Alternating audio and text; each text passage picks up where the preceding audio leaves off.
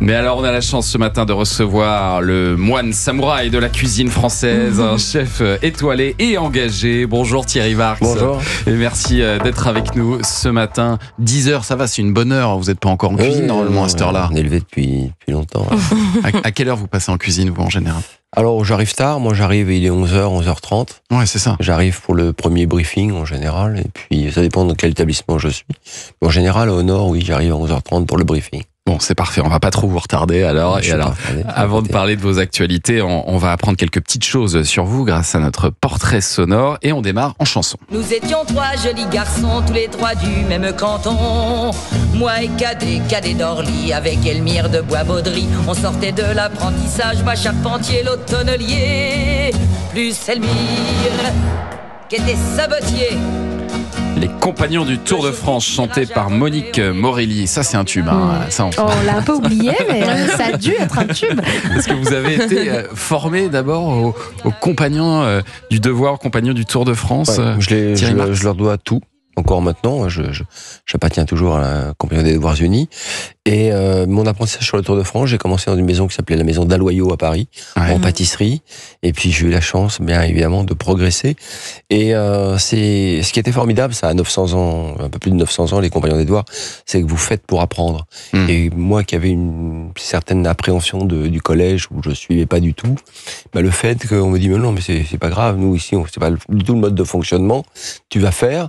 Puisque tu n'auras pas compris, on va voir après. Donc, quand vous divisiez une recette de crème pâtissière, par exemple, par 3, vous savez pas le faire, on va réviser les tables et après, donc tout reprend du sens.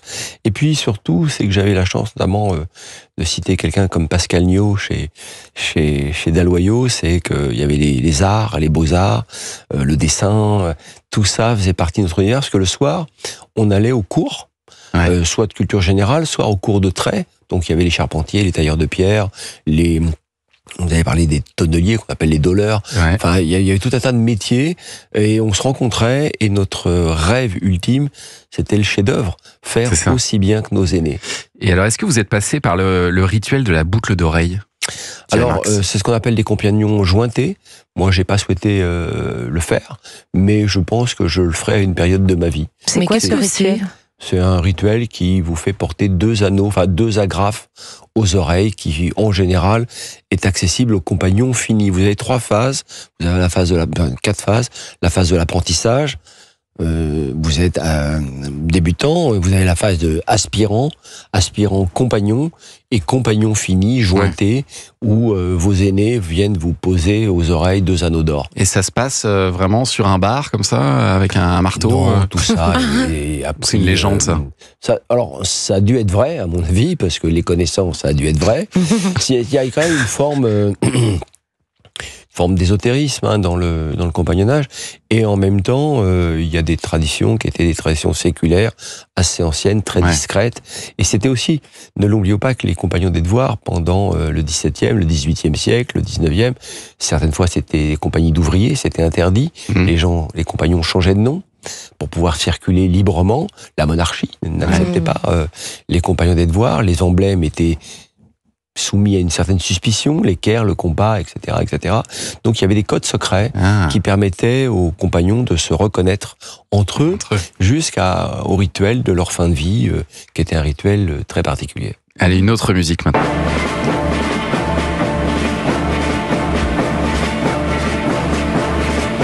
Je ne sais pas si vous reconnaissez cette musique. Bien sûr, j'annonce. Il disait ça. La fureur du dragon. C'est Bruce Lee, C'est Bruce Lee, parce que je crois que vous êtes alors vous êtes évidemment un passionné d'arts martiaux, Thierry Marx, mais vous aimez particulièrement les films de Bruce Lee comme La fureur du dragon? Alors, non. Mais c'est une info que j'ai révélée une fois, parce que Bruce Lee, quand j'y vais dans le quartier du Beau-l'Abbé et des Boulereaux à Champigny, c'était la mode. C'était vraiment les films de bagarre qu'il fallait aller voir.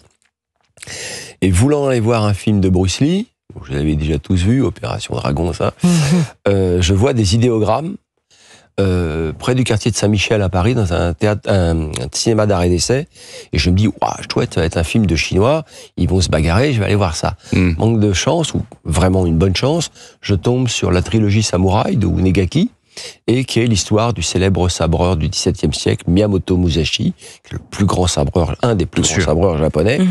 Et je vais tomber en admiration sur ce film, qui est une trilogie absolument incroyable, et je n'aurai de cesse que vouloir pratiquer un art martial japonais et pas chinois. Et c'est ce que vous avez fait. Ensuite, je crois que vous donnez des cours de karaté, toujours. Je donne des cours au judo, au jujitsu. Et je pratique l'escrime au sabre.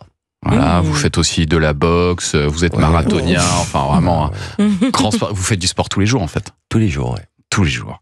Est-ce que l'idée, c'est aussi d'éliminer ce que vous dégustez? Parce que on voit parfois certains chefs qui peuvent être légèrement enveloppés. Voilà. C'est pas du tout votre cas. Vous avez une ligne parfaite. Est-ce que c'est pour ça que vous faites autant de sport? Pour compenser. Alors, je vais vous répondre là-dessus. Je trouve que faire du sport, au-delà de la ligne, effectivement, j'ai eu des périodes de prise de poids qui étaient, et que la vie n'est pas aussi saine qu'on veut bien le croire dans l'univers des chefs, parce qu'on mange beaucoup en horaire décalé, beaucoup de grignotage, etc. Mais le sport vous permet de mettre du temps entre l'émotion et l'action. Et ce sont des métiers qui sont soumis à une pression par moments excessive, au moins 2 fois par jour.